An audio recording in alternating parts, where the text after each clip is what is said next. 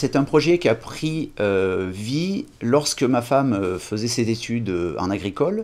Moi, j'étais éducateur sportif pour du public handicapé et notre souhait premier était de développer une ferme avec une structure adaptée pour développer la médiation animale appelée zoothérapie.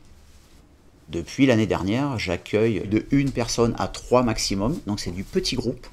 C'est de l'accompagnement personnalisé sur 20 minutes, une demi-heure, 1 heure, 2 heures, en fonction des capacités de la personne et du groupe que j'ai.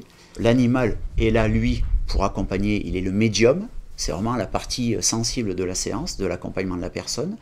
La personne accueillie, elle est là pour essayer de donner au mieux d'elle-même, en fonction de ce que moi, derrière, j'essaye, vers quoi j'essaye de l'accompagner. Je suis obligé d'avoir des animaux éduqués, donc des animaux choisis en amont.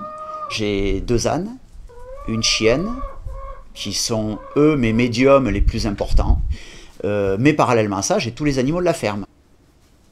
Pour mettre en place l'activité, je me suis énormément formé. Je suis allé vivre des conférences sur le domaine du handicap. J'ai suivi un groupe de travail qui a duré quand même nombreuses années auprès des CIVAM. Je me suis formé en médiation animale à l'Institut français de zoothérapie qui se trouve en Isère. J'articule mon activité d'accueil avec l'activité agricole par de la mutualisation de travail. Je travaille beaucoup avec un paysan boulanger. On mutualise, on fait les foins en commun, on fait le travail du sol en commun, on fait toutes les activités qui me permettent à moi de me détacher et de conserver les séances prévues. Si moi je me détache 1, 2, 3 demi-journées par semaine liées à l'accueil, c'est de l'argent généré. Ce qui nous a permis d'embaucher une personne, pour l'instant à mi-temps, qui vient me remplacer officiellement sur les jours où je sais qu'officiellement j'accueille. Pour moi, le point fort de l'activité, c'est déjà une ouverture sociale sur la ferme. C'est tout simplement de changer d'ambiance.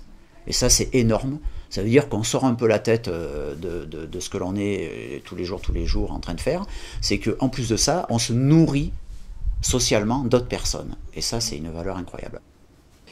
Donc quel conseil apporter pour une personne qui souhaiterait développer l'accueil sur sa ferme? C'est se former, c'est se renseigner, c'est anticiper peut-être sur son lieu la possibilité d'accueillir. Donc pour nous, il était important dès le départ d'avoir des pentes douces dans la bergerie, d'avoir une zone relativement plane, parce que en amont de notre installation, on savait qu'à terme, il y aurait de l'accueil.